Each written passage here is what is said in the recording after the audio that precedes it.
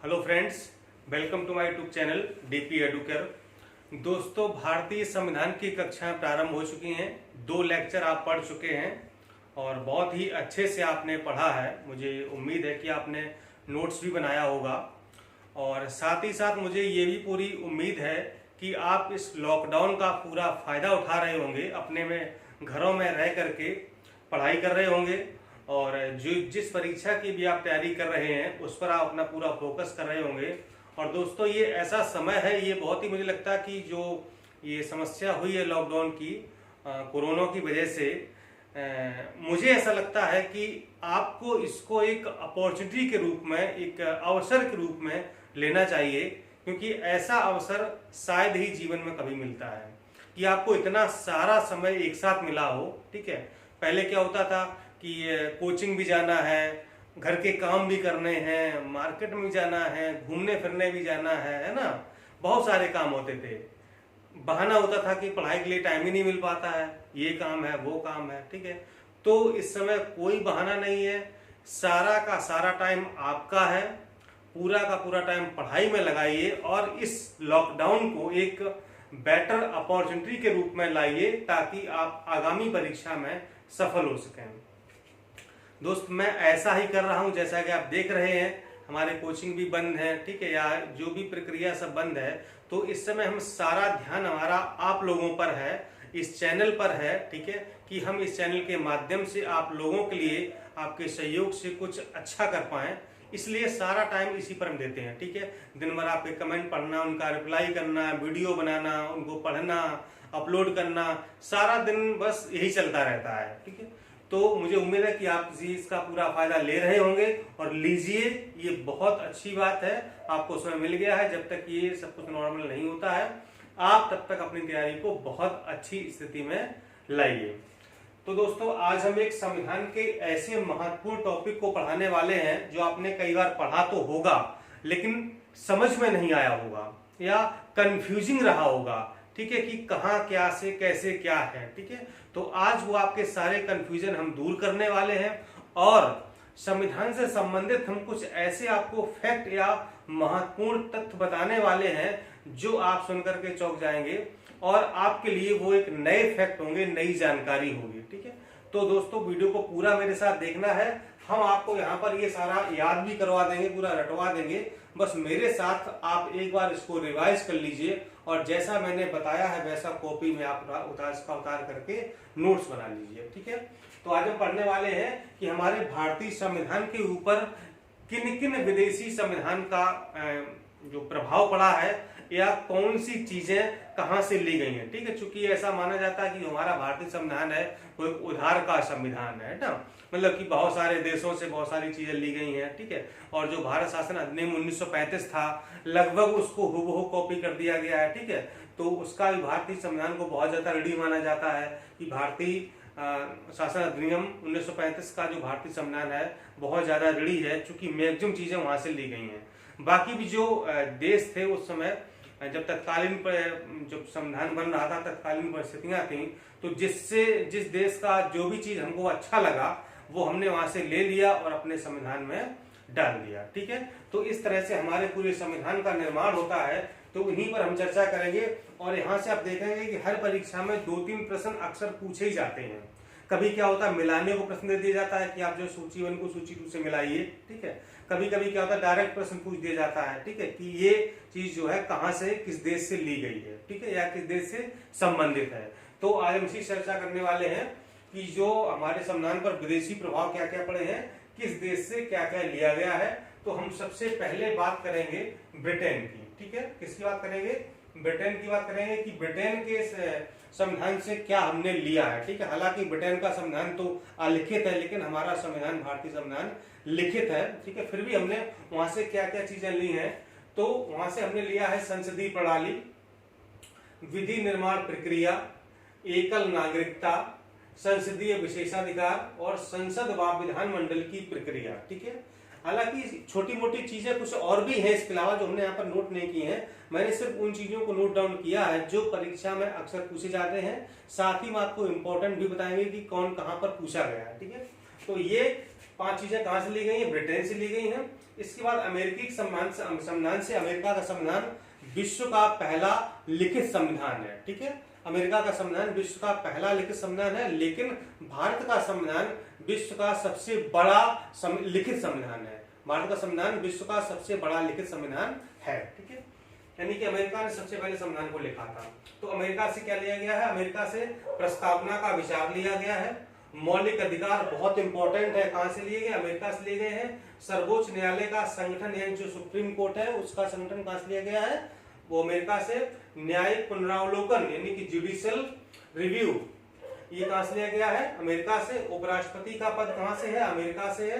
और विधि का समान संरक्षण यानी कि विधि जो होगी वो सबके लिए समान रूप से लागू होगी, ये चीजें कहां से ली गई? अमेरिका से ले गई है। ठीक है, फिर आयरलैंड से क्या लिया गया है? राज्य के नीति निर्देशक तत्व लिए गए। ठीक है, तो ये बहुत पूछा जाता है। एसपीडीपी है, राज्य के नीति निर्देशक तत्व कहां से लिए गए? आयरलैंड से लिए गए हैं। लेकिन एक दो बार प्रश्न ये पूछा गया है कि आयरलैंड ने नीति निर्देशक तत्वों को किस देश से लिया है? तो याद रखिएगा कि आयरलैंड ने स्पेन से नीति निर्देशक तत्वों को लिया है। भारत ने कहां से लिए नीति निर्देशक तत्व? आयरलैंड से लिए। आयरलैंड ने कहां से लिए? स्पेन से लिए। ठीक है, और राष्ट्रपति का निर्वाचन किस तरीके से होगा? वो आयरलैंड से लिया गया है। और राष्ट्रपति द्वारा राज्यसभा में जो 12 सदस्यों का जो कला विज्ञान साहित्य वगैरह क्षेत्र से लिए जाते हैं, जो 12 सदस्यों का चयन होता है राज्यसभा में, जो राष्ट्रपति करता है वो भी आयरलैंड से लिया गया है। इसके बाद कनाडा से 2 चीजें ली गई हैं। संघात्मक शासन व्यवस्था ली गई है और अवशिष्ट शक्तियां जो है वो कनाडा से ली गई है। इसके अलावा ऑस्ट्रेलिया से समवर्ती सूची ली गई है। बहुत पूछा जाता है कि समवर्ती सूची का विचार कहां से आया है? ऑस्ट्रेलिया से आया है। प्रस्तावना की भाषा, अब ध्यान यह देना है कि ऑस्ट्रेलिया से प्रस्तावना की भाषा ली गई है, जबकि अमेरिका से प्रस्तावना का विचार लिया गया है। विचार का मतलब कि प्रस्तावना होनी चाहिए, यानी कि संविधान की उद्देशिका या प्रेम्बल या प्रस्तावना होनी चाहिए। ये कहां से लिया गया? अमेरिका से। और इस प्रस्तावना की भाषा कैसी होनी चाहिए?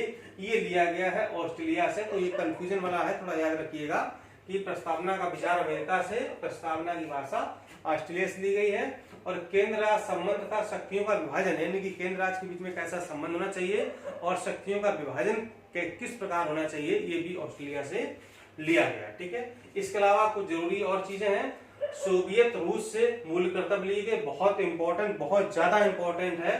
जर्मनी से आपात उपबंधों को लिया गया है। दक्षिण अफ्रीका से संविधान संशोधन प्रक्रिया ली गई है, बहुत इंपॉर्टेंट है संविधान संशोधन प्रक्रिया।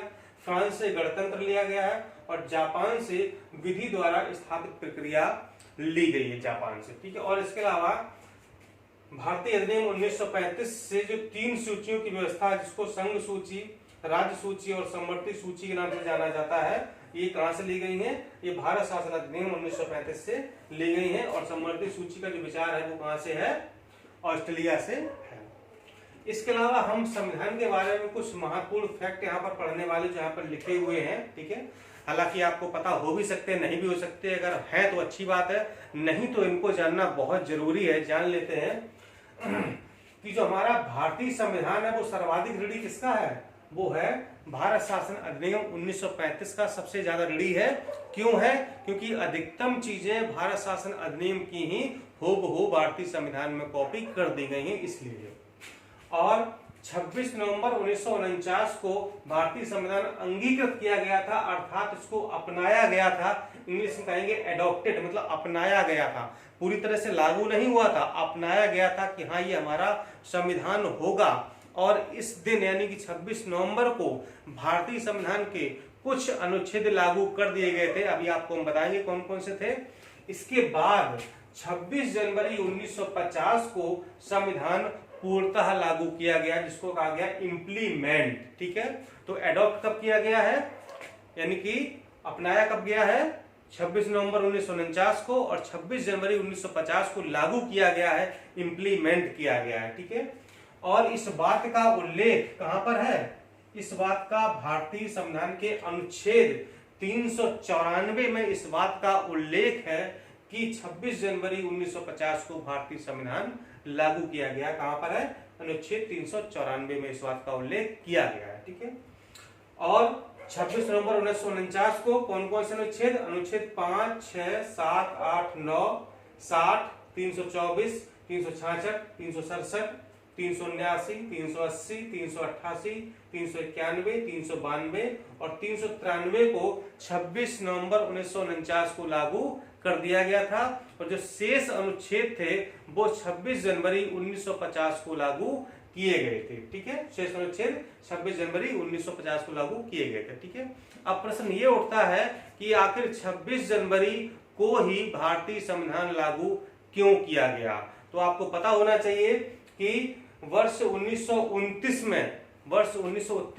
में कांग्रेस का एक लाहौर अधिवेशन हुआ था और लाहौर अधिवेशन में इस बात की घोषणा की गई थी कि अगले साल से यानी कि प्रत्येक वर्ष यानी कि अब से प्रत्येक अगले वर्ष से 26 जनवरी को स्वतंत्रता दिवस के रूप में मनाया जाएगा। ठीक है, कब घोषणा की गई थी?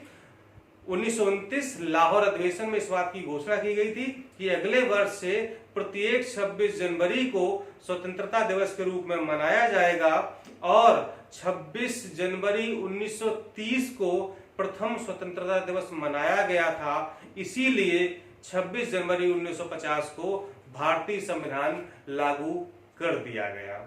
ये था रीजन 26 जनवरी को ही लागू करने का। ठीक है, क्योंकि नवंबर, दिसंबर, फिर जनवरी ही आने को थी, तो 26 जनवरी 1950 को भारतीय संविधान पूरी तरीके से लागू कर दिया गया। ठीक है, तो ये कुछ जरूरी बातें थी संविधान के बारे में, तो आपने जाना। ठीक है, और परीक्षा में भी यहाँ से प्रश्न अक्सर पूछा जाता है। तो ये थे सारे संविधान के स्रोत कहाँ से लिया गया है। अब समझो, अगर आपने ये याद कर लिया, 2 से 3 प्रश्न आपने पीसीएस, समीक्षा अधिकारी या फिर खंड शिक्षा अधिकारी में या यूपीएससी जैसी परीक्षा में किसी ने नहीं रोके हैं। ठीक है, तो आप इस तरीके से नोट्स बना लीजिएगा। अगर याद नहीं हो रहे हैं तो आप क्या करेंगे, एक पेपर लिख के दीवार में चिपका दीजिए, 2-3 दिन देखेंगे, सारे अपने आप याद हो जाएंगे। ठीक है, चलिए नोट कर लीजिए इसको और हम स्क्रीनशॉट के लिए आपको समय देते हैं, आप शॉट ले लीजिए और मिलते अगले वीडियो में। नमस्कार।